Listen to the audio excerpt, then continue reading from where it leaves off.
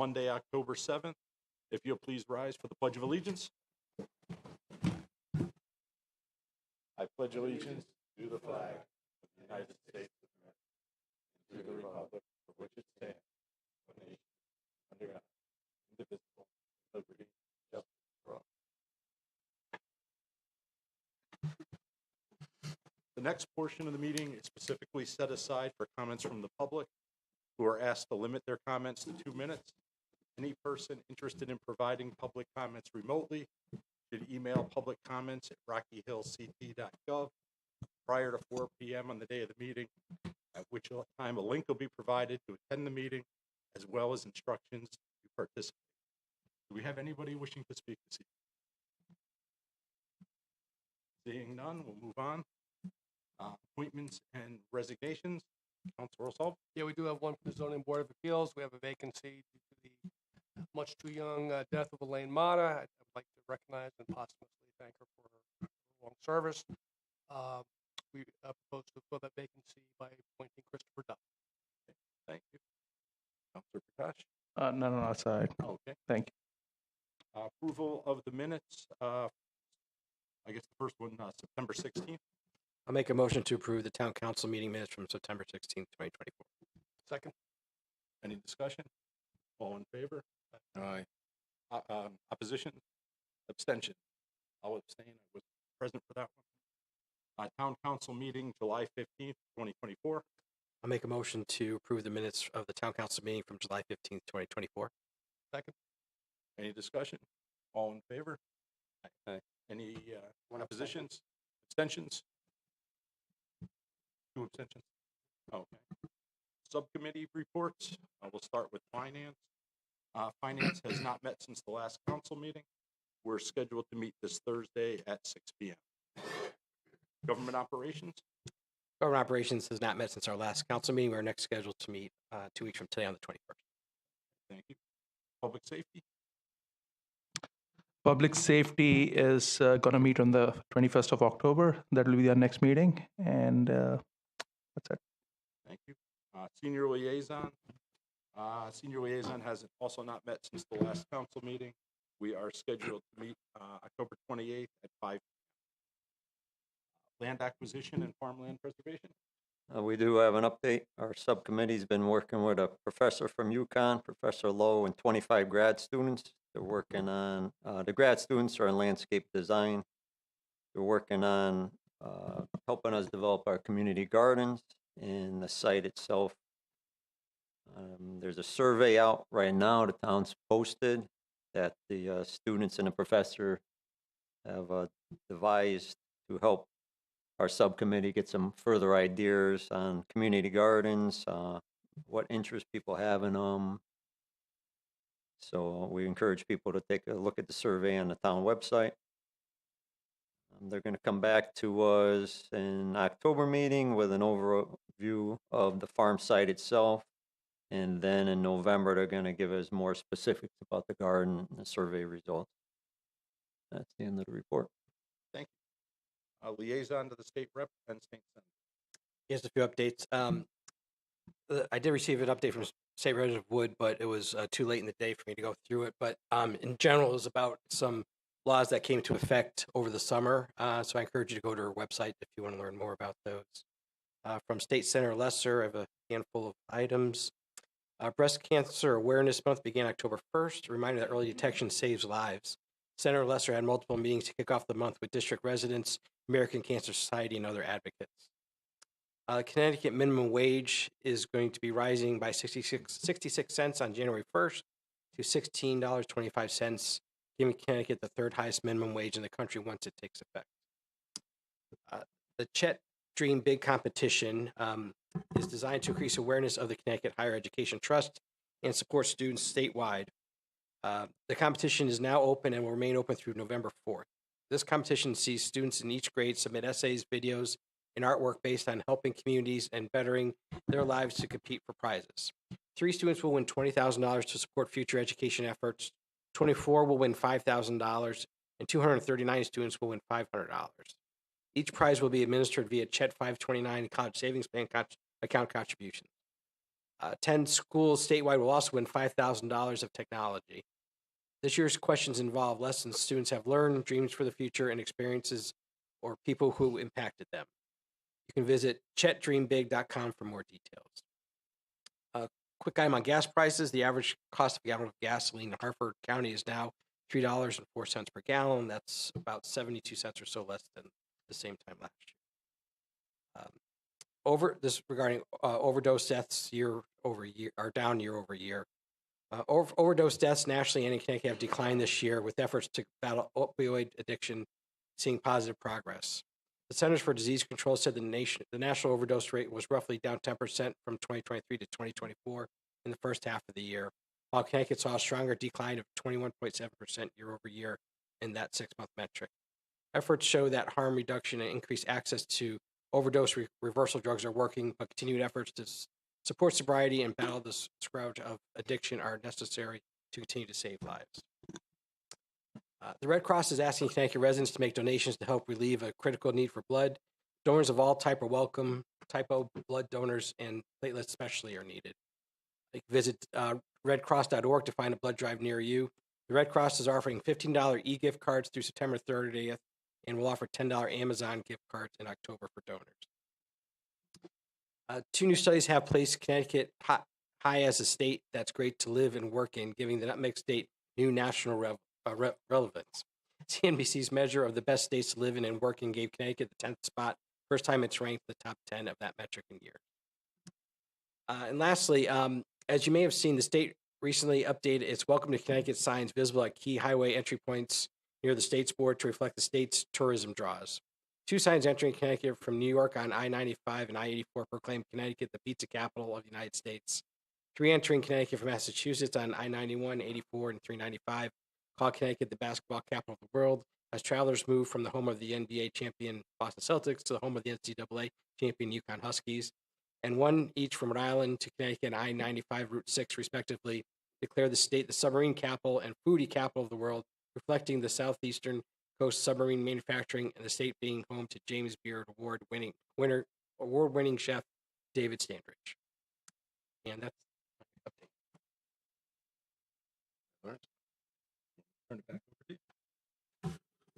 you. Thank you. School liaison, No report tonight. Thank you. Capital Improvements Committee, We have not had a meeting since the last meeting. I don't have a date for the next meeting. and Economic Development Subcommittee. We have not had a meeting since the last. Okay, moving to consent agenda, there's none. Old business, none. New business, A, discussion, possible action, Mission CIT Connecticut. And we will welcome Fire Chief Garahy up. And friends. And we're using our new screens. New screen? Nice. Woohoo.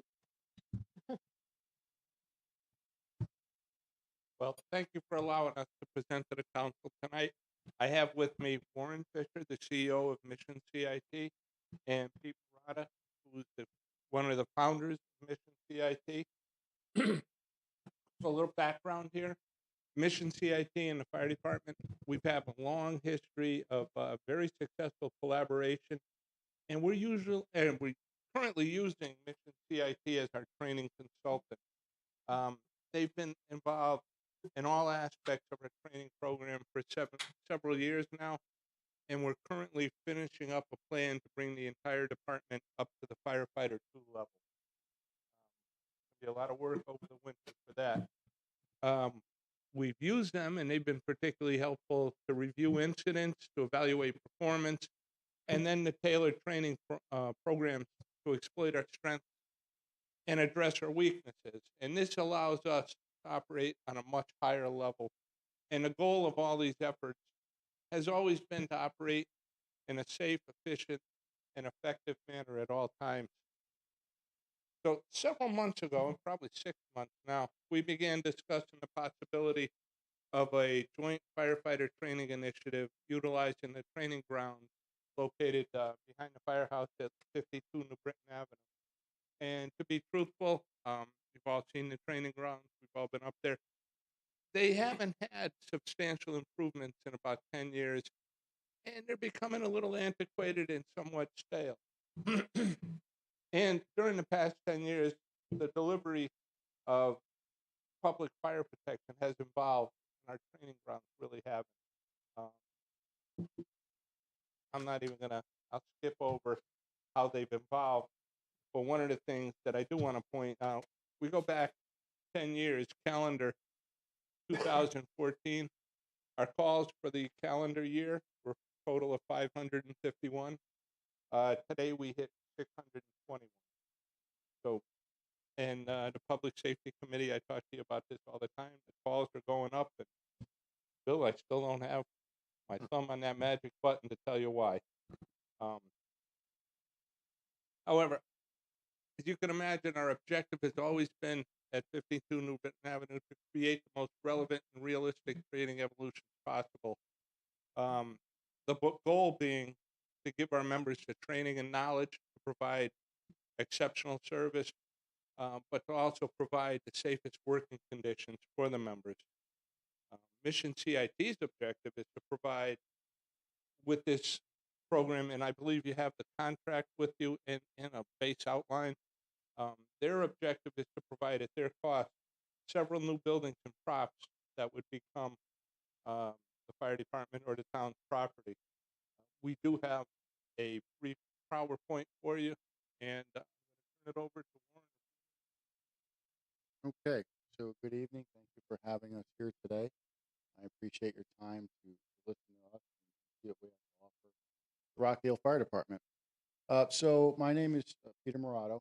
I am a career fire captain in the larger fire department in the southern part of the state. I've been in the fire service for 30 years, and I've been instructing for pretty much 25 of those years.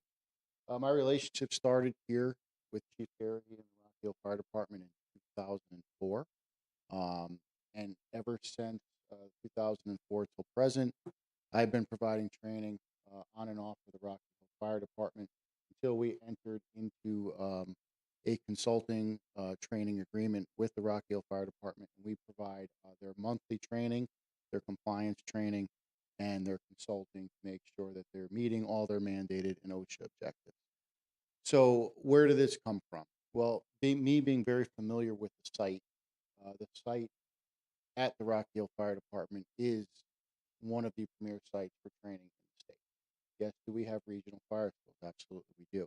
What are we providing at the Rock Hill Fire Department that's different? So they have a series of props, and we're looking to enhance those props. We're looking to add to the operational capabilities of the Rock Hill Fire Department while providing a space that's centrally located to provide other training through Mission CIT. So I have a little PowerPoint here that we're going to go through. So the following summarizes the plan to lay out a series of shipping containers in the Rock Hill Fire Department training grounds. So we're going to be looking at the 20-foot containers and 40-foot containers. This is very popular in the industry right now for training sites because we don't have the cost of initial building. And what comes with buildings when we build them? You can see the disrepair of some of the ones in the state as far as for fire training. And this has been a constant battle for years and years and years. They go into a state of disrepair and then there's nobody to fix it. So by us utilizing the shipping container project, it's a very low cost initiative to get very, very realistic training props. And the beauty of this, if the props do become to a point where they're not operable anymore, or they're in disrepair, it's very, very simple to replace them without a gap in training. Building goes down, it's years and years and years of engineering and figuring out how to remanufacture the building to use it for the ever-changing training environment. So by utilizing these shipping container props, I will fabricate different objectives. We will create props for the Rocky Hill Fire Department that they obviously will have full access to enhance their training site. We can ever change the props based on the needs of training in the area, in the community, or for the Rocky Hill Fire Department, based on the trends and what the training, what is hot or current at the time. This will increase the operational capabilities of the Rock Hill Fire Department being able to use all of these different props. So that's a current site map of the current facility. If you'll see there, the colored boxes will indicate the phase one added training props that we're going to put in. These training props will replicate private dwelling homes, residential. We will create a series of props based on objectives for training in the fire service in this part of the country. All the props that will go in obviously will be at our expense.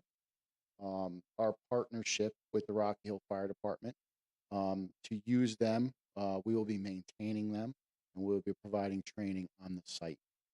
By having the ability to have different props that can be manageable, they can be moved at any time if they need to be, so they're not permanent structures.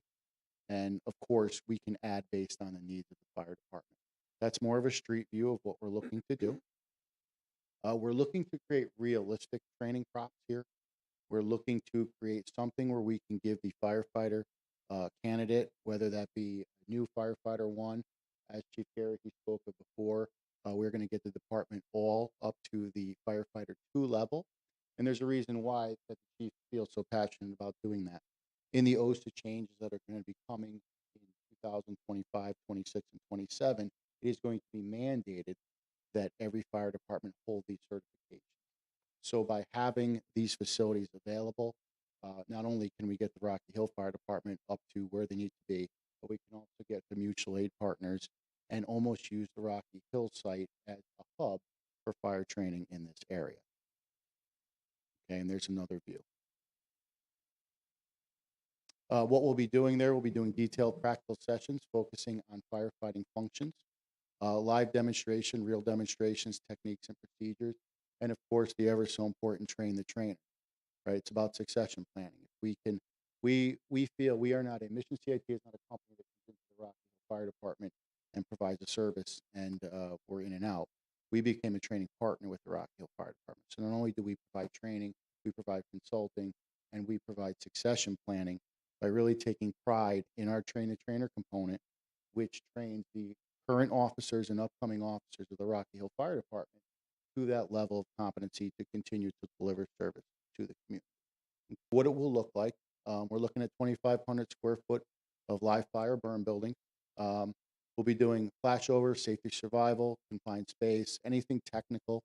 We'll be doing ventilation. We'll be doing everything that is mandated and needing to make Rocky Hill the hub of training for this area. Now with that, with the hub of training becomes great opportunities for the Rocky Hill Fire Department. Mission CIT is also very successful in grant funding and grant writing. So as a partner of the Rock Hill Fire Department, we're going to put a significant amount of time into obtaining these grants for that new regional training site, which of course the community of Rocky Hill will benefit from. We're looking to make upgrades from SCBA cascade systems to existing facilities on the property that are going to enhance training and make this the hub. Okay, it works very well for us. This decision was not taken lightly to decide where we wanted to and what we wanted to approach. Rocky Hill's perfect. It's in the middle of the state. So it's easy for people from other areas, not only from the Northeast, from wherever they'll be traveling from. There is a hotel close by. So we would like to offer this site as come to us and let us show you what we have in the Northeast. We feel that we deliver the best training that we can in the Northeast, and we want to put Rocky Hill and make them part of that also. What we will do, we'll offer expert-led content courses, okay, be led by subject matter experts, ensuring high-quality training. Everybody that works here is trained fully to the competency levels of everything they teach, and of course, we are a fully insured company. We're going to be community engaging, a platform that fosters communication and collaboration amongst all the firefighting professionals in the area. Okay, so that's a kind of an overview of what we're planning to do here. And if I can answer any questions, I sure will do the best I can. And if I have to give it over to our CEO, Warren, here. If you have a technical question, he'd be your person, but I can probably answer pretty much anything you may have about the facility.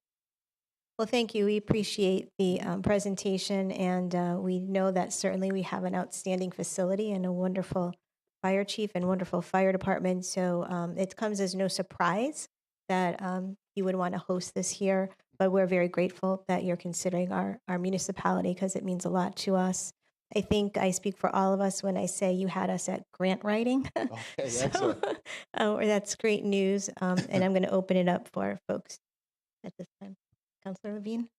Hey, thanks for coming today and with the presentation. for Just having a couple quick questions. The containers themselves, I assume there's no issue as far as those burning, creating any kind of toxicity into the air. No, so the site itself and what it's actually zoned for and what's done there is burning the Class A materials that burn there, the fuel that burns there. We are burning the same products of combustions will emit from the site that currently do and what it is currently zoned for. Yes, no, nothing will be, we are not burning anything that would be any type of Class B material. There will be no fuels, no hydrocarbons. It will only be what is currently acceptable to burn there, which would be clean Class A wood or hay. And the other question is more about scheduling. Mhm. Does Rocky Hill have a priority for scheduling, Yes. or how does that work? So exactly? being our training partner in this, Rocky Hill has, as a partner, they have full use of the facility. So before we turn it over, per se, to Rocky Hill, we will make sure that anyone the chief designates as a the trainer will be fully trained on all the props that are there. So Rocky Hill will be the only department that's afforded, that privilege to use the props when we are not there. But there will be a full comprehensive trainer. And yes, they will have priority because the existing site, we are not going to modify the existing site. So everything that is currently available on the training site that Rocky Hill currently uses for drill nights and everything else will fully be accessible. Our scheduling will be done always through the chief's office, through Rocky Hill. Calendar will be done well in advance. The chief is going to know months out before there's going to be something going on.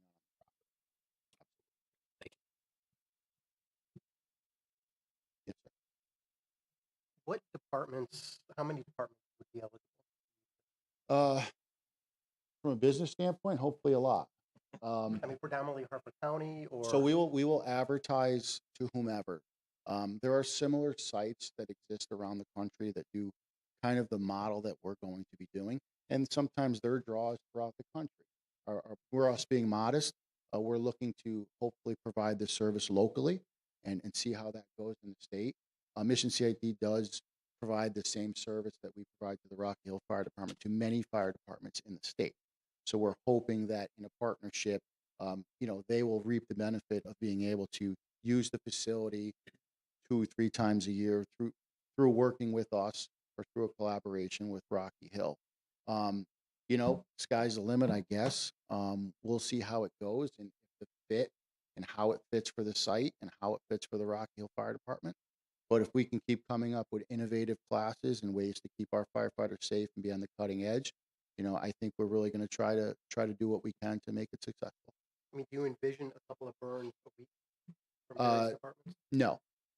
I envision that we're going to start primarily on maybe a Saturday morning or a Sunday morning, and we're going to advertise and we're going to do a lot of our other client things that they may want to travel and just maybe have the privilege of using one of our props for a day, but it is not going to be something where we're going to have an influx of all our clients just coming here daily to use it.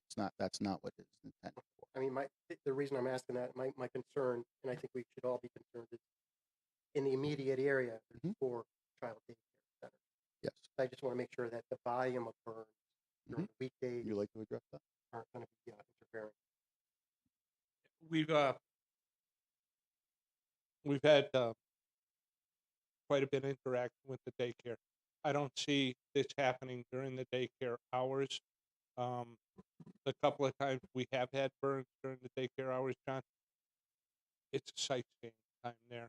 We're not going to burn on days where the smoke is hanging low.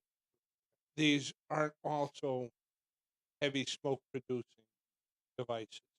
I don't see any more smoke production than we make now. And Jeff, just to answer your, we currently have 6 boxes up there that we're using quite often, just about every week. So again, I don't see much more smoke production than we have now. So this isn't something that's going to be business hours that's open Monday through Friday. That's not what the intent of this is. The intent is to supplement what goes on there, and that will be at very specific times. And to be 100% honest with you, I still work a full-time job. Most of my employees still work a full-time job. So the chances of us being up there during business hours when a daycare would be in session to do that type of live fire training would be very, very little if any. Thank I just, will the site there, would that utilize any of Rocky Hill's apparatus or equipment, or will that all be provided? So what we'll be doing if we are training with Rocky Hill and Rocky Hill's using it, of course, because we utilize apparatus. If it is something that is off site, or if there's something where an outside client is coming in, the outside client will bring their own apparatus to use.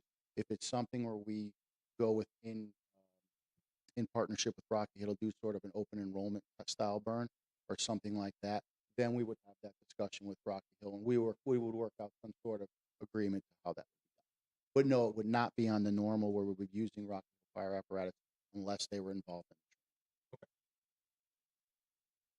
it. So you mentioned bringing other departments from the Northeast, right? And utilizing our hotels, Yeah. little booster, Rocky Hill. So what would that type of training be? That doesn't sound like normal training. It sounds like some type of specialized training. So right. So what we do when we create these boxes, we're creating skill set live fire training in different containers that recreate certain activities that might be done on a fire. So we might recreate a flashover container. We might recreate a hoarding style home condition fire. We'll create firefighter survival props. So if we were to do an outside enrollment, that would be a big draw in the fire service industry. Many places do convention style, open enrollment style things yearly throughout the country. If it was to become popular and we were able to bring in people to say, we're going to do a 1-day class here, an open enrollment class, that would be about the only time we would have people probably from out of state coming in. And of course, that would be a big deal. A lot of times we've done a lot of charity events in that style where we've given 100% of the proceeds to charity, whether it be for somebody, a firefighter or family member who might have been sick. We've done that in the past. Those usually seem to draw a large amount of people. But again, this is all stuff that would be worked out, with the chief of department well ahead of time, and it'd be something that would be very, very, very well out. But that is not the And then, so the trade-off here, just so full understanding, is that we're lending the land or the facility, and aside from just priority training, we get free training. I mean, is that? Yeah. So what it is we're in the partnership we are with Rocky Hill. We are enhancing the site. The site is still the Rocky Hill Fire Department site. Yeah. So everything that we're putting onto it technically belongs to the Rocky Hill Fire Department. Right. So that's And okay, and it's not at our so cost. we will. It's at That your is not cost. at and your they- cost. So we will have the props completely constructed by a certified welding agency. Everything will be on the up and up and legitimate to run classes through the site, and everything else again will be done and taken care of. It is technically the Rocky Hill Fire Department. We are just using the site and the land, and we'll maintain. Just to piggyback on that, Yes. are you charging our Rocky Hill Fire Department members to go through your training? No, any additional training, we are in an agreement with the Rock Hill Fire Department that provides their training and consulting for a year. That will remain the same without an increase. So anything that we do on the site and any props that they use or any additional classes utilizing the props, they will not be. I'm still not understanding that. Is there a fee for fire department members to go to your program? From the Rock Hill Fire Department or from Anybody? Yes. So again, we provide training and consulting for yearly contracts for all of our clients. Rocky Hill is one of those clients. So we provide curriculum, we provide consulting, planning, training, and evaluation. That So- will remain the same. The only difference is they will get the access to all the extra props that we have on the site to utilize either when we're there, when we're not there, for no additional fee. So we're still going to be paying you Yes. to have all this stuff on our land. Mhm. We get no benefits from a rent agreement at all. I just think that our fire department members should have free service from your company with consultation. I'm not sure we're answering this correct, Grant. We're gonna have free and unlimited access to all these props. Correct, but Period. we're paying his service when he trains our fire department members. Correct. Correct, but it is a myriad. It's not just on these props that we're training. We're utilizing our training consultant. But we're is not ev- getting any monetary stuff for having them use our land and our facilities. No, we're getting upgrades to our training facility as well as ownership to all the upgrades. The town of Rocky Hill is gonna own those upgrades. But we're gonna have them, when they train our guys, we're paying them to train our guys on our property and our props. So currently, the use of the props for our training and our monthly training is minimal. Most of what we do not utilize the props. Like the chief talked about compliance training and firefighter too. You're paying us for all those services. You're paying us for certification, prep, and services. The props are an addition for sure, but we do not base solely our yearly training on using the props. Well, you're gonna be using our building to train other fire departments. We're going to be members. using the props that we provide. And So you're not gonna be inside the building. we're not using a classroom space at this time. Right now, we're utilizing the practical props. Okay, I'd still have a problem with this because you're using our facilities, our land, and our fire department members still have to pay. I think there should be some type of trade-off, you know? Well, I think the trade-off would be the $100,000 that we're going to invest in the land and property for training props that are going to belong to the Rock Hill Fire Department. How much is a contract per year for our members? $12,000. And that seems like a drop in the bucket to you guys to absorb. I think a year use Not of the land. necessarily. Not necessarily. We provide training based off of instructor hours. Provide this training.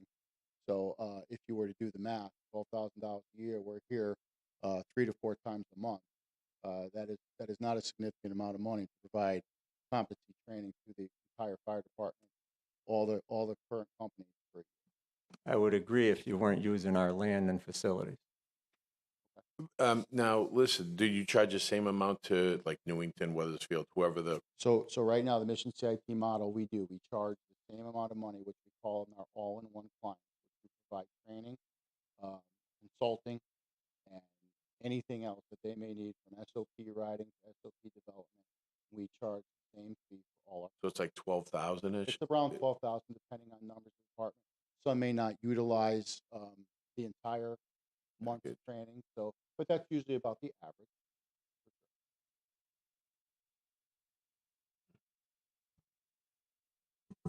Chief, I remember it was a couple years ago at least that one of your trailers where you conduct some training, Yeah.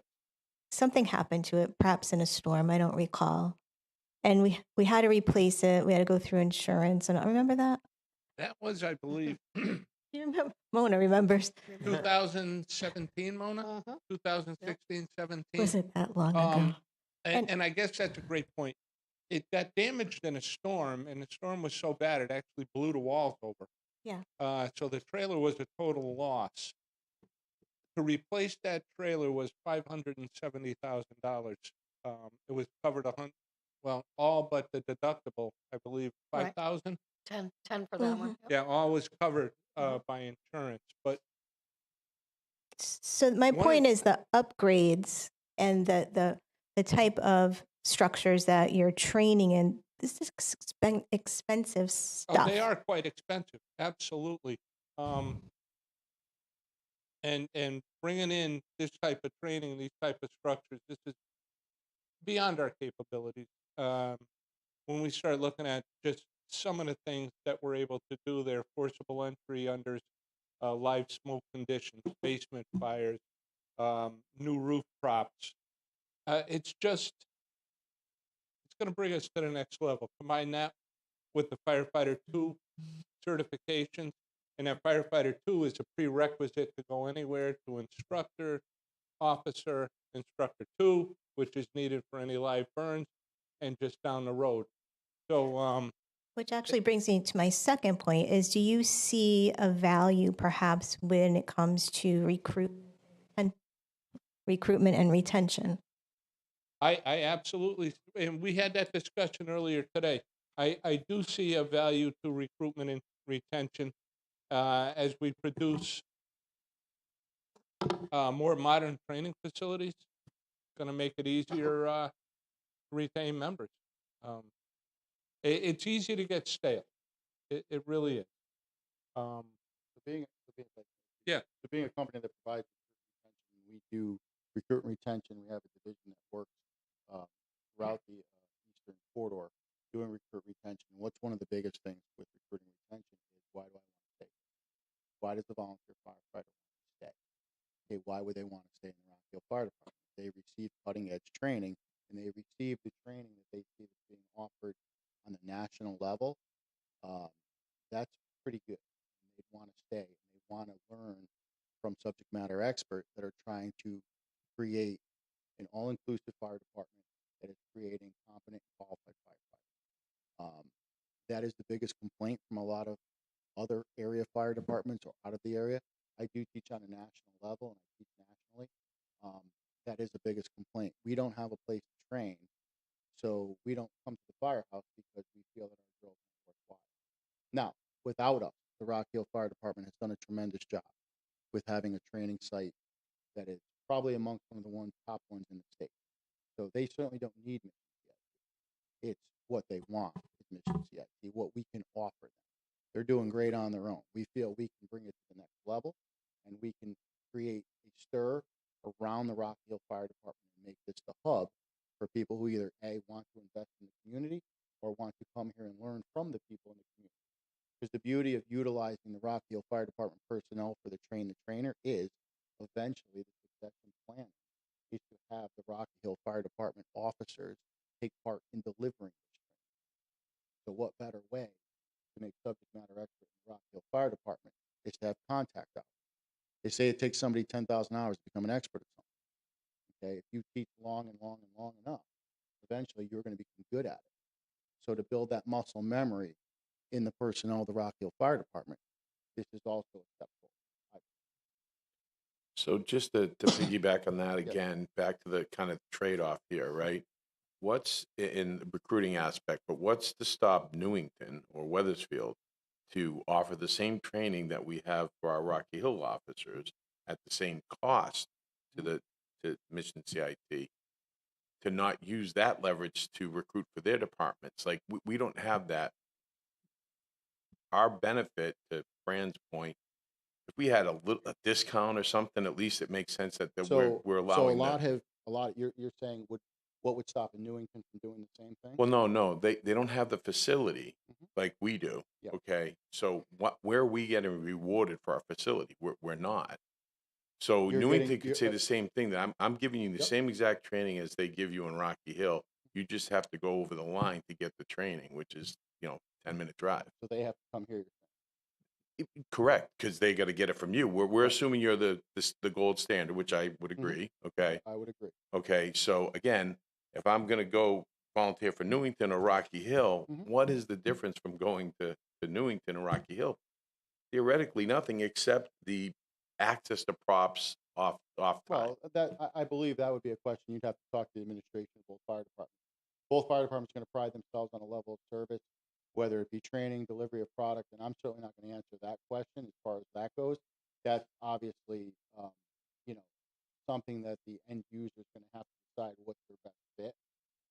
We know what we're doing here as far as what training we're providing. But we can't. The fire department of Rocky Hill cannot provide training for another fire department and use those props. They can only do. They can do it while we're in-house. here with them. Yeah. So we could contract out the 12,000. We wouldn't. But I'm just saying. So we can. You wouldn't be able to. You wouldn't be able to do it to the level that we're doing it. I'm sure you can. As the Rock Hill Fire Department, you can probably do anything you want. Is anybody going to do it? No. Right, because they don't get paid. Right. Yeah. So I guess what I'm saying is, I think this is a win-win situation. I just would like to see a little bit more win on our side in terms of, And listen, I understand, discounts. and you should have those questions. We feel the long-term goal, the long-term investment of having this evolving system that's going to create a training site that is probably second to none in the Northeast, is going to be your overall benefit. Remember that it's still the Rockieville Fire Department. We are just contracted to use the props to be there. Mm-hmm. I believe the long term, this isn't going to be something that we're going to put up overnight and say, hey, here it is and we're done. This is going to be something that's going to evolve based on the needs of the fire service. Yeah. So through literally could be years of doing and testing and building to see what the area, what the community want. I believe that's where you'll see the long. So if we grow, Yes. right, theoretically, there's going to be more use of that space, Right. right? So we go back to it's only going to be 3 or 4 times a month. And that could turn into 6 or 8 times a month, right? Mhm. So again, we're sitting here. Maybe at 3 or 4, it doesn't make sense to give us a break. Right. But at 6 or 8, I would say it has let's, to. Well, let's look at what the break is. I mean, can we, if we were to give a break on our yearly training, Training, yeah. right? So, well, what are we really giving a break on? We're giving a break on in-person, hourly training. Okay, we're here hourly. We still have to, just as anybody else in the private sector, we have to pay our people. We have to Yeah. pay our instructors. So to be tip of the spear and provide quality, we have to pay our instructors. So by having our instructors here providing a service, this is an addition to the Rock Hill Fire Department training. This wasn't meant to intermingle what the service that we offer. We're offering a service based on consulting, need, and evaluation. So like the chief said, we come in after fires. We sit and we do roundtable discussions. We evaluate the fires. We talk about what we should be, what the trends are, what the training should be for the next year. So that's how we handle most of what we call our all-in-one. Mm-hmm. On the training ground is minimal compared to the amount of in firehouse or in training that we do. We do a complete officer development module for the Rock Hill Fire Department. There's continuing education for fire officers. We do that throughout the year at no additional charge to what we charge to do your competency. Well, do you do that for Newington and Weathersfield as We well? do not. Our officer training. is Okay, so separate. now you're bringing up some of the I additional do it. benefits. I do it for Chief Garrahy because of our 20-year relationship. Oh. So yes, we have Yeah. never raised our prices in the Rockville Fire Department for any of the additional or extra training that we have provided. Sometimes at the fault, maybe at the fault of me, and maybe at the fault of our relationship. But on our handshake for 20 years, I've delivered and the chief has delivered on both ends. So we have a very, very good relationship, and we are invested in the Rock Hill Fire Department. This isn't our first year here to say, hey, we're going to try to put this training site here. This is many, many years of knowing the community, knowing the fire department. So we do try to do our due diligence to offer anything we can in addition to make the chief's life easier and to make his transition to getting his succession plan. So, can I Yeah. just try to summarize this and play it back to you so that I understand? Like, Mhm. my understanding is, we are on the same page, Mhm. right? So, essentially, the current contract Yep. you have with Rock Hill Fire Department stays as it is, right? That training contract, whatever it is, it's right Mhm. here. It costs you X dollar. It costs the Rock Hill Fire Department X dollars. Yeah. It remains what it remains as. Mhm. Here is a new a new program, Mhm. right? Which you need real estate for, facility for, and you've decided to put that program in the Rock Hill Fire Department facility, right? What Rock Hill Fire Department gets out of it Mhm. is they're able to use that facility you're putting in there, meaning, and that facility basically in my head is you have additional props, advanced props, which takes the training to another level, right? And in lieu of that, what Rock Hill Fire Department is getting back is the use of those props, the additional Unlimited training use. material, Yeah. unlimited use of, right? And ownership. Thank you. Yep. Anything else I'm missing? No, that's well, and we will cover the grants free of charge too, which is so we have a grant writing service for our not only our clients but many people use us for grants, strategic planning. What we do now for grants, anything that goes to the Rock Hill Fire Department will be free of charge because we're trying to acquire grant funding for training, for site upgrades, from equipment, material, all that is free of charge. Okay, and okay, so the question really becomes like the use of the facility. Mhm. Is it your use of the facility as compared to like what Rock Hill Fire Department getting out of it, right? Yep. That's where I think So the counselor there are I going. apologize. I apologize. I probably should have brought up those benefits of, the officer training that we do, the grants, yeah, so that all is part of it. So Rock Hill Fire Department will never receive an upgrade for training. They're never going to move up with inflation, with percentages. What we have set, and honestly, if you look through the industry, it's very low to what we have set, but that's based on our relationship. And that's based on years of building relationship and trust. So again, you do get benefits. You will get the benefits of those services that other fire departments are paying. One grant will cost you $5,000. It does. That's industry Yeah, standard. yeah, For and sure. that's really good actually. Like I think we should Mhm. talk more about that. Obviously, like I think that's a Sure. great idea. The benefits, I think we should have probably started with that.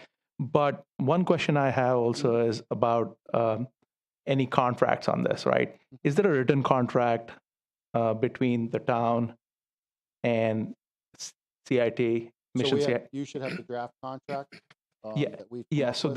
that contract, and the reason I'm bringing that contract up is that still in the negotiation phase, or it's a signed contract between the town? You'd have to answer that, Chief. I don't believe it is. I don't believe, and I need you want to hit it, Ray? Yeah, the contract that you have in your package is the You're right. final draft for the town council to consider for execution. Thank you. Yeah.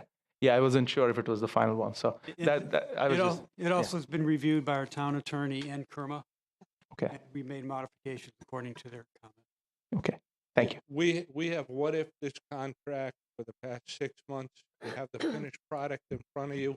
I wouldn't have brought this to you if I wasn't 100% behind this, and this is the way to go for the department.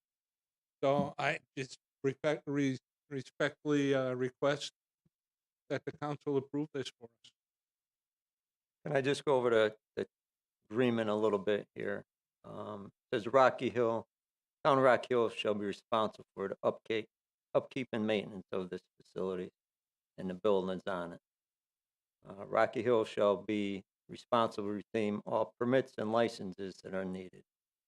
Rocky Hill shall be responsible for any conditions on the training ground.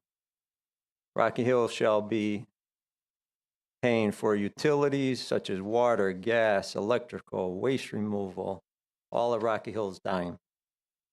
And yet we get nothing. So we have not changed anything that you're not currently doing. Like, But it's going to be multiplied by many times with all the people coming onto this site. And it's going to be on our expense.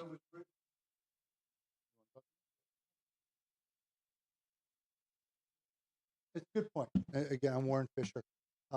Very good point. And we specifically wrote it into the agreement that it's going to be reviewed.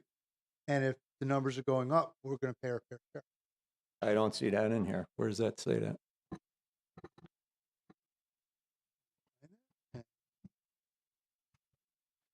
I'm just having a hard time with this because we're still paying your company money to use our facilities, our grounds, and we're not getting a benefit out of it other than using the buildings on off hours. You can't talk unless you talk on the mic. Go ahead. So I believe the benefit of what we just discussed as far as the grant options and the Are officer the grant development training. options or to obtain Yep. advances for your business? No, that's correct? not what it says. The grant options are for the benefit of the Rock Hill Fire Department. And the upgrades to the equipment or the station that is currently there. Or equipment used. Those would be the grant options. You're going to you'll be able to get grants for equipment for our department. So I can use an example. If that site is being used as a regional site for mutual aid companies, the upgrade to the air cascade system, upgrading the whole cascade system that benefits the Rock Hill Fire Department for how you fill all your air cylinders, 100% that's a benefit to the Rock Hill Fire Department. or possibly gear being used for the training on site. So now we're not tasking when Rocky Hill members use the site, they're not having wear and tear on their personal protective equipment, which is provided by the Rocky Hill Fire Department. They may be able to use training gear, which has been provided via grant for the training site. So those would be the kind of upgraded benefits that we would try to go ahead and get in place. So our experience, and I'll answer your question. Our experience associated with the grant is that when you are doing training grants for multiple departments in that will be coming here to use the facility, the likelihood of a grant being accepted and granted goes up exponentially. So you'll be in a position to be able to get things that are of benefit to Rocky Hill that you may not have won the grant for before, because now it's being used by multiple. Okay, and specifically, and if you look at 9.3, it specifically says the town may agree to allow Mission CIT to use the town utilities, including water, gas, electrical, and waste removal services without charge associated with the training operations. The specific negotiation behind that was we asked for a baseline to see if we're increasing your cost, because we agree that if the cost increases, we should pay our fair share. There was no baseline. So we agreed that we would look at the baseline for the first, there's no time period here. And if the costs are changing and going up based on usage, we're going to pay our fair share. Actually, that was one of my questions about the time period, right? Because I wasn't sure, like, how does that play out from a contractual perspective? If the things don't work out, just in case, then what happens? The agreement has the ability for either party to say, this isn't working and goodbye, and there's 90-day termination in here. It's an initial 10-year agreement. We're going to be investing, over the first 3 years, close to $100,000 in this. And it will also have untold amount of grant money. The grant money will probably show up in year 2 of this, and we'll see as we learn together.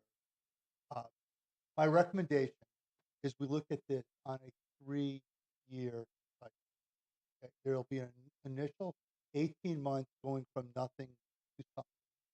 We'll have the program there, and we'll have the initial props, we'll have the initial courses that we're offering, and we're then going to make them available to our customers here in Connecticut, and we're going to see what they like and what they're asking for. And together, we're going to collaborate. I mean, this is a collaboration. It's a partnership, and we know that you have to win. And I'm listening to what you're paying us per year, and you want to make sure you're going to win with it. You're going to get a lot of equipment that you will own.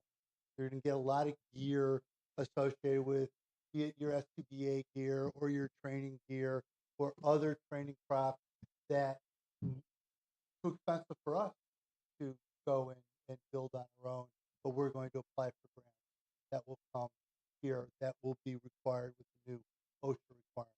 And also with that, we're not to mention too, we have sponsors, we have corporate sponsors, and the corporate sponsors are all equipment companies. So again, having equipment on site, being able to see the latest and greatest and possibly use and demo, again, So what do you do you have a projection of how much equipment we would garner from this?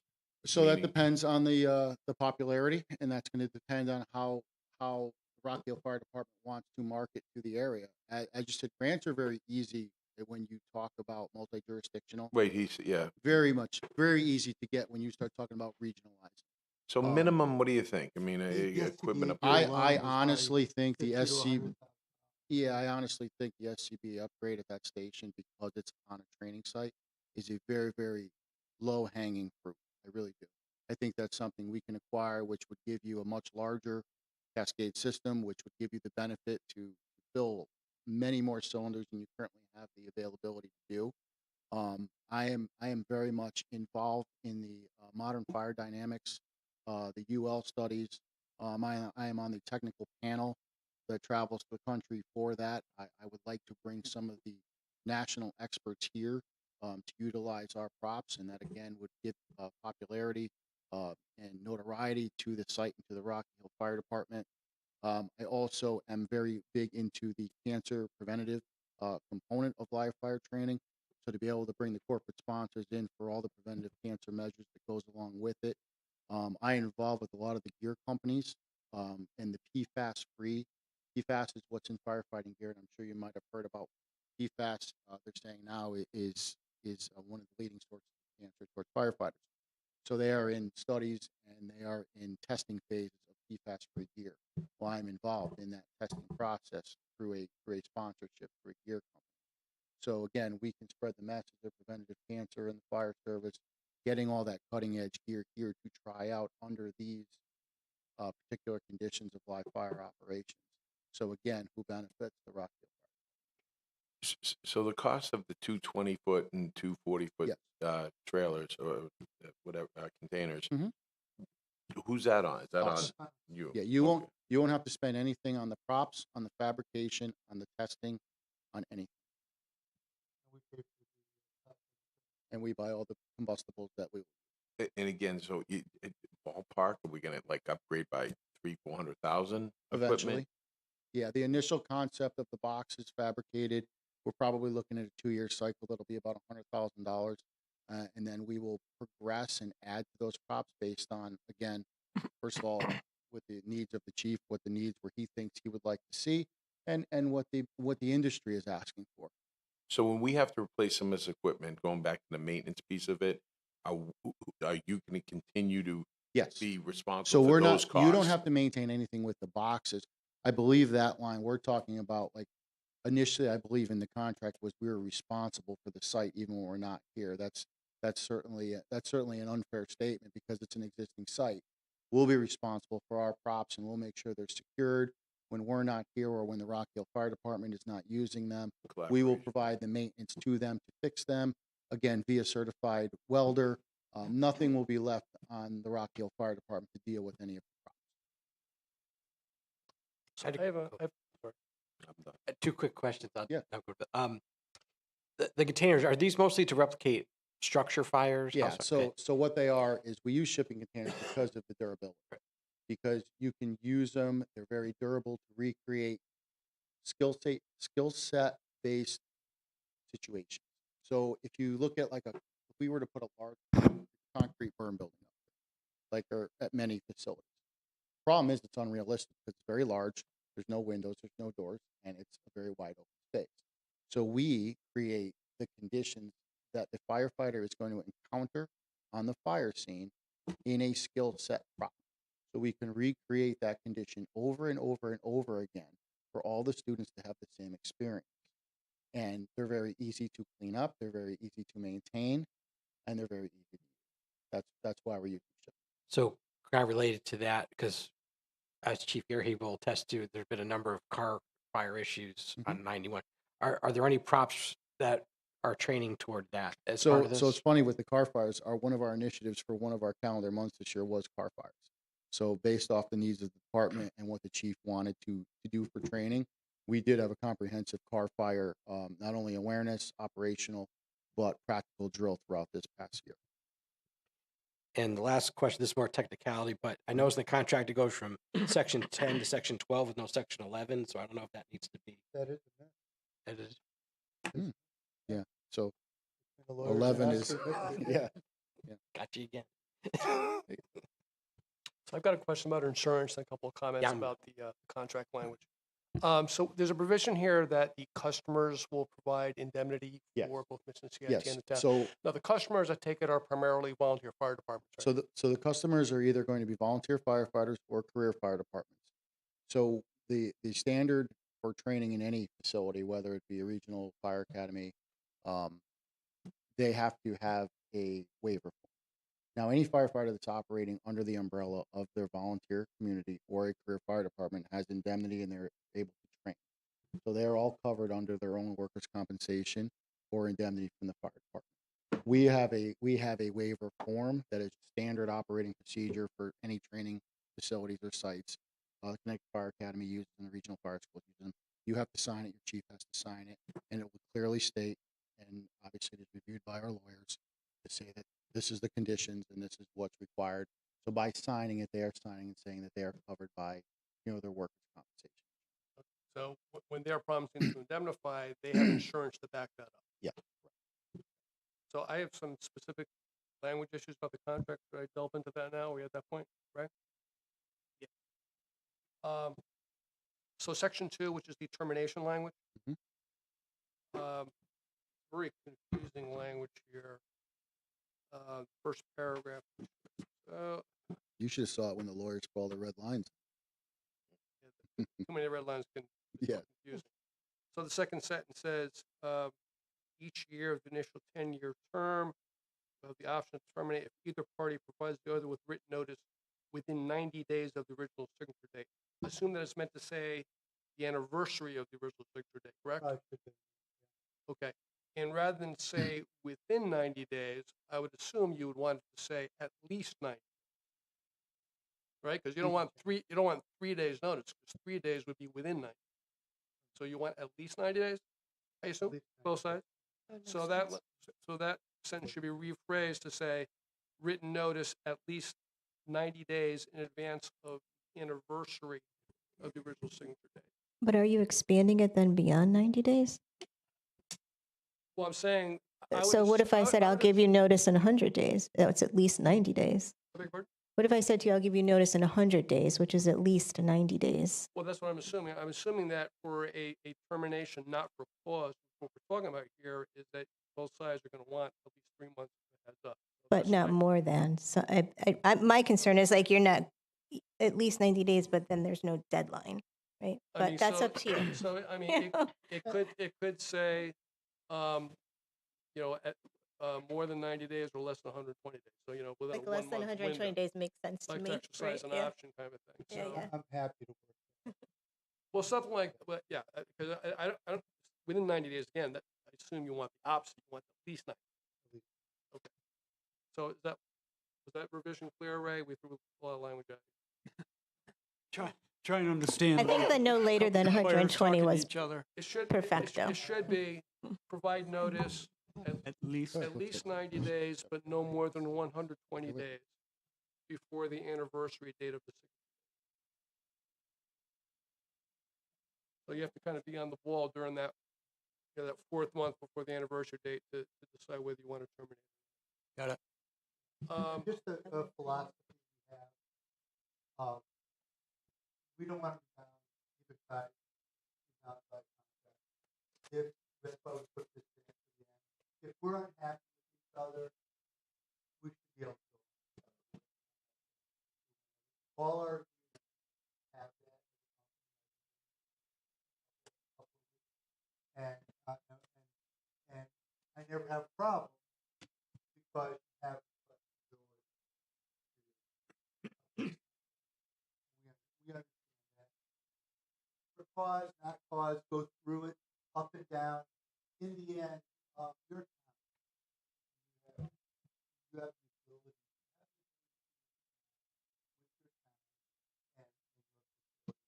We believe we're adding a lot of value, and that'll be recognized. So I want to make sure that you feel comfortable with the agreement that you remain involved and always have the Section 6.1.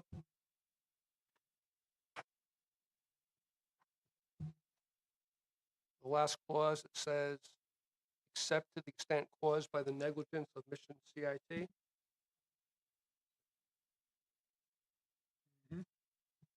I have a few things there. I mean, first of all, it should not just be negligence, it should also include recklessness, intentional misconduct, that sort of thing. It should also extend beyond Mission CIT to customers and the like. So I'm going to dictate proposed replacement to that last clause, one that starts with accept. Right? Can someone take the dictation and we can talk about it? Got it. Yep. 6.1, the last clause.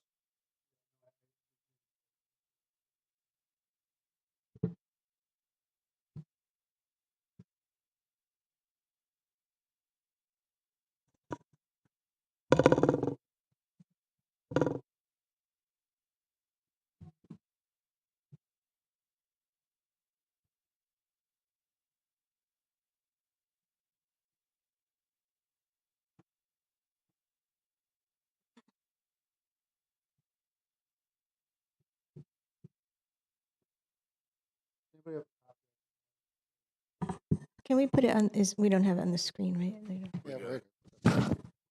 All right, so it was what, 6-1? 6-1, the very last clause that starts with except to the extent.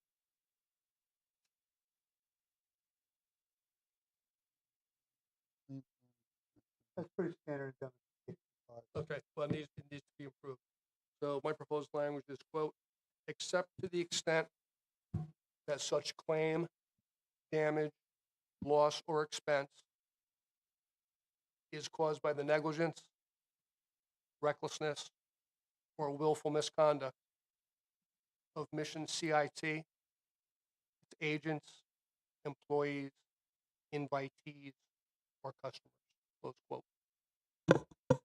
So I think essentially what he's doing is he's expanded the negligence part. Anyone can be negligent, right? It's actually helping, you know, everybody in that particular situation because, Why don't we you just, know, but I think you've also expanded who, right? So you have the invitees. not just the and all nature of that. the conduct, but also the universe. Yeah, Correct. I understand where you're going. Okay. If the lawyers, like, It isn't negligence or recklessness and willfulness are different things, so that's why I added that language. So, okay, Joanne, you'll have that for me, right? Well, even your customer's That's closet, he's now covered that too. I also like to suggest section 7.1, which is the amount of insurance coverage. It says the limits of liability will be mutually agreed upon. I really think we should have that number hammered out before we go to signature. I think that's too important a provision to leave up in the air. You know, I agree with you. Yeah.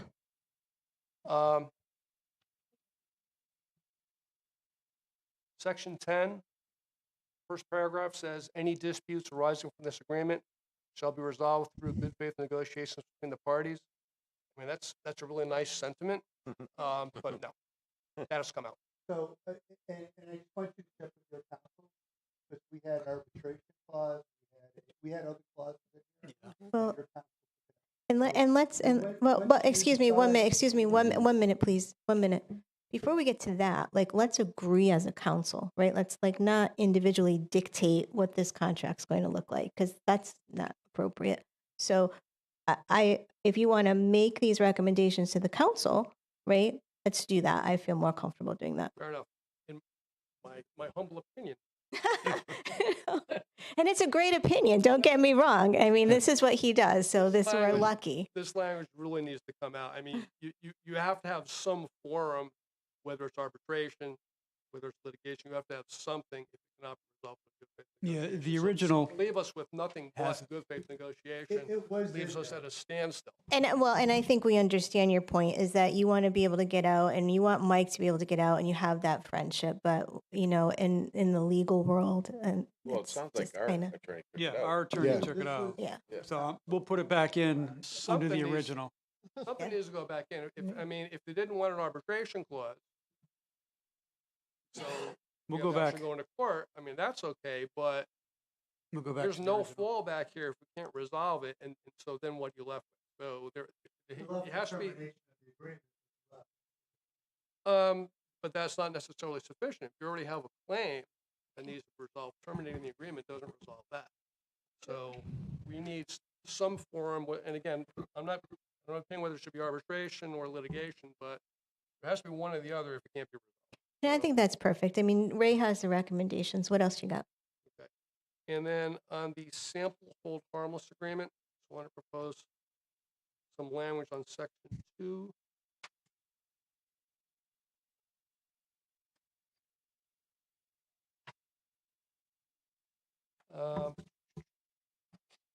Third line, it says release and hold harmless. It says agrees to release and hold harmless Mission CIT. Mhm. Yeah, and town, yeah.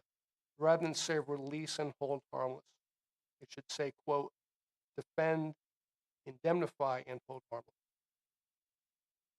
It's not just a release. Indemnity is something different than from release. That needs to be in there. And on the fourth line where it says suffered by customer and town, I suggest that it say customer or town.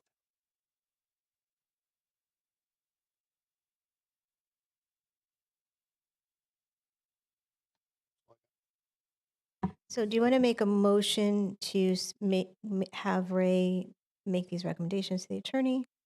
And we can vote on it, and then Ray, you can send these recommendations to the attorney. So who wants to make a motion? So what are we voting on? If we're at that point, moving to approve. Yeah, and that's what that's what I wanted to clarify. Are we voting to send these recommendations back to the attorney, or we are voting to approve? But we can't vote on it if we don't have the document that's finalized. Yeah, so we So- are doing the first. I asked for a motion. I'd like to add one more thing to this thing. I'd like to put in a number 11. Mission CIT shall provide training consultation for the Rock Hill Fire Department at no cost over the period of this contract. Okay, that's going to be a second motion. We have a motion. Can you make your motion, Counselor O'Sullivan? Sure. I move that the council vote to refer the contract before us for consideration or revision by the town attorney to reflect the proposed revisions that I itemized. Can I have a second? Second. Any discussion? All in favor? Aye. Any opposed? Any abstentions? Okay, motion carries. Fran, you have a motion. I'd like to add number 11 into the contract. Mission CIT shall provide training consultation for the Rock Hill Fire Department at no cost over the time period of this agreement. Okay, can I have a second? I'll second it. Any discussion? All in favor? Any opposed?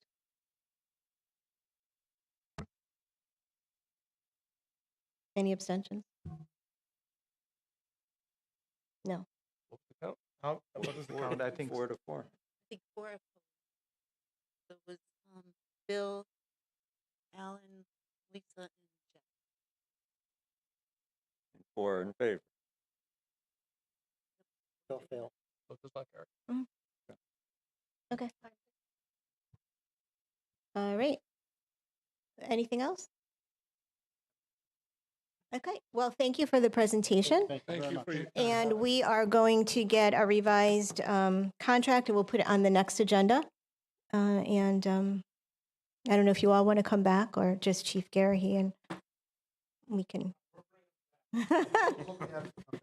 Okay. We appreciate your time. Thank you. Thank you. Okay, we're going to move on to the mayor's report. So on September 19th, the Rocky Hill Human, Youth, and Senior Services held its first annual Prevention Palooza, which was a big success. And I want to give a big shout out to the ladies down there in Human Services who did that, and to all of our vendors who came out, and to the public who participated. I suspect that this is going to be one of those annual events that really takes off and becomes a really good, family-friendly, informative night. On September 20th, the Connecticut DVA here in Rocky Hill held its annual Stand Down 2024, where they provided all kinds of resources to our veterans, everything stemming from where they can go to school, where they can get free legal aid, all kinds of things. They have clothing, and it was just really, really wonderful to participate in that annual event. On the 26th, the town declared Pratt Street in memory of Captain James Lamar of the Rocky Hill Fire Department. The commemorative way is known as Captain James Lamar Way, and it was a beautiful ceremony. The weather happened to clear up just at that moment for the dedication, and we are really honored to be able to recognize Jim now in perpetuity every time that we drive by Pratt Street and our lovely town green. Just a reminder that on the 23rd at 7:30 a.m., there will be a property showcase for business developers and any business that's looking to expand or relocate here in Rocky Hill. Representative Wood and I are going to put a nice presentation together and have some wonderful people there to speak from the state, including Department of Economic and Community Development. We're going to have representation from CROG and some other agencies. So we're super, super excited about that and to bring some potential new development and new businesses and obviously grow the grand list, which is our number one goal. 9/26, we had our annual drug awareness and suicide prevention event here in Rocky Hill, which was sponsored by the Weathersfield Rocky Hill Elks Lodge. A big shout out to them and our health department for putting on another wonderful event. And the Elks is actually putting on its annual Trunk or Treat event on October 26th from 12 to 2 p.m. It's always a huge hit. With the kiddos and the families. It's a really, really fun, packed afternoon. So I encourage all of you to go by. I will have my mayor mobile filled with candy for anyone who's interested.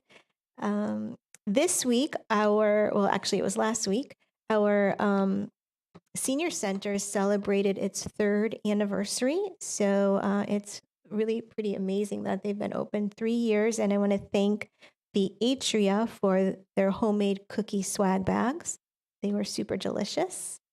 And then 2 more things. I'm actually beaming with hometown pride because our Jordan Oaks, who we know as Matthew Lanciato, a young man who went into country music, is incredibly talented, and we have been watching his journey the past couple of years. He released his first album last week, and you can download that on YouTube. He also got married.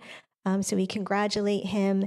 And there is a link on my social media page if you want to listen to the song that he wrote for his bride. And it's sure to be a huge hit, I think, for anyone who's looking to get married in the future. It's absolutely beautiful. So congratulations to him and the entire Lanciato family.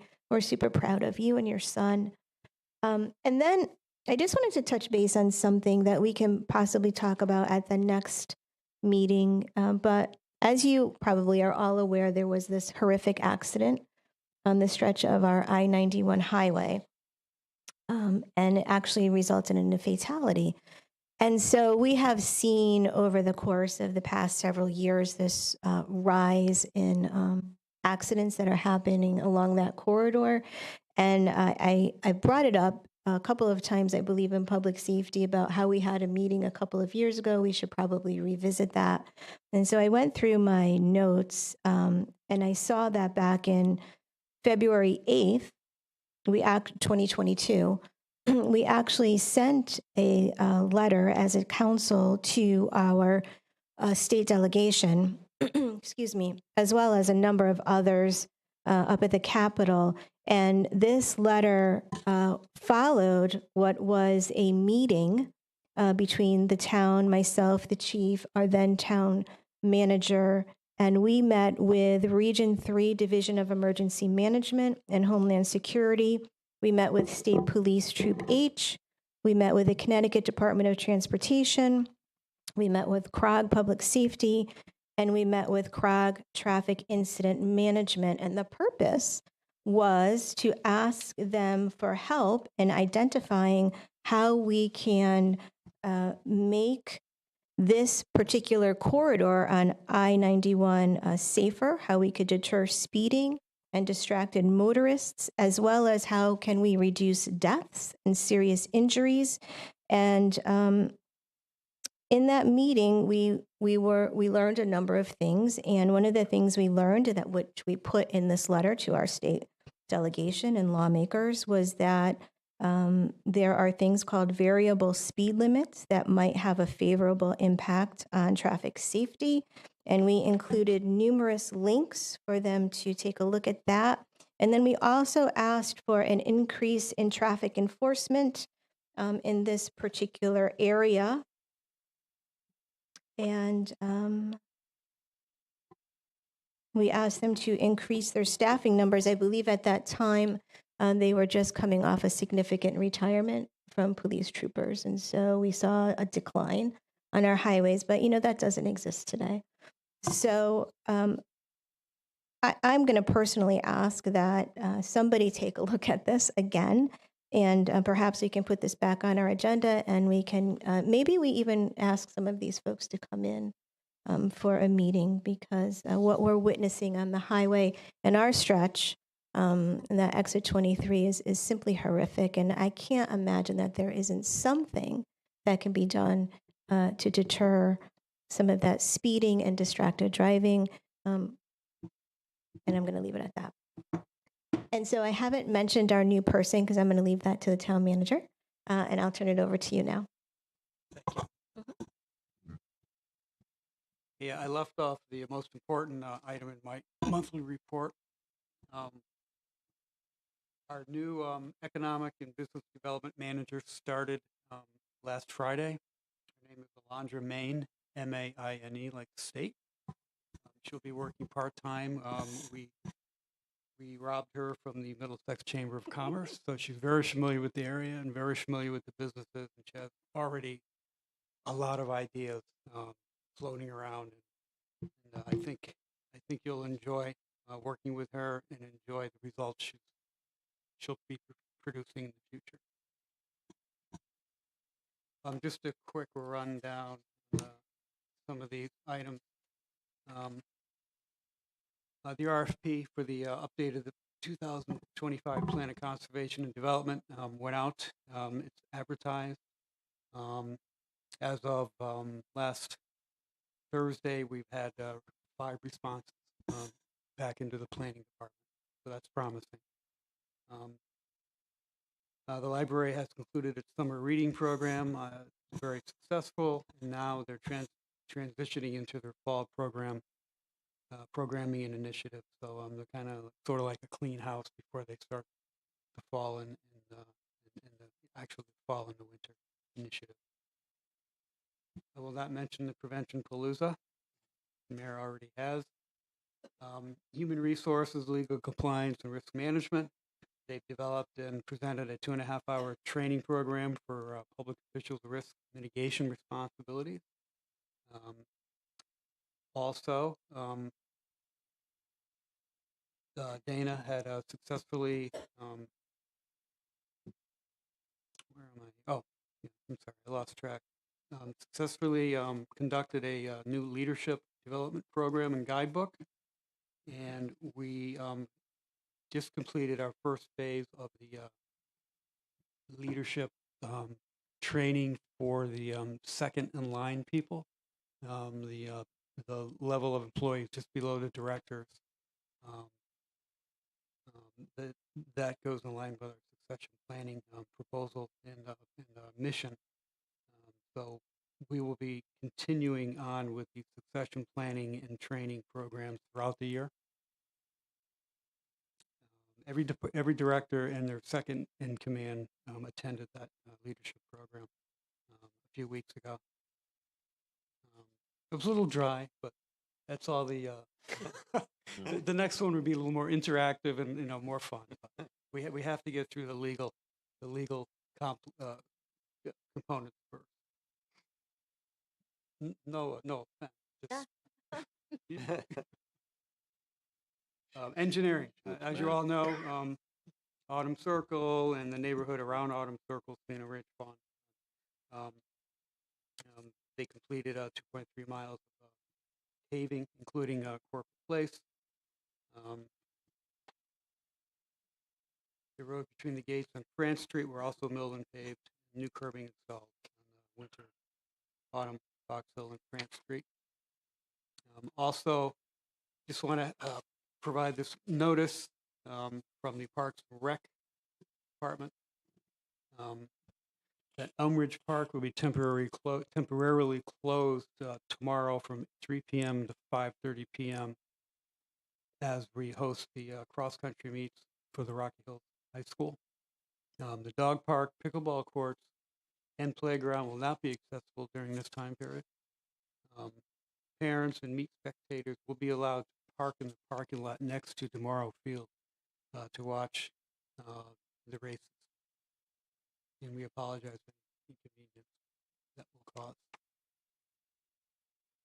And also another item from Parks and Rec regarding the Veterans Day ceremony, 11/11 at 10 a.m. in the Veterans Memorial Green. 537 letters were mailed out to Rocky Hill veterans. Guest speakers will be Joe Denow, Deputy Commissioner for the Department of Veteran Affairs in Craig Hall. And entertainment provided by Rocky Hill resident and veteran Brian Stevens and his Yellow Band, and his band Yellow 9, I'm sorry. That is what I have for this month. Okay. Make a motion to adjourn? Second. All in favor? Aye. Good night, everyone.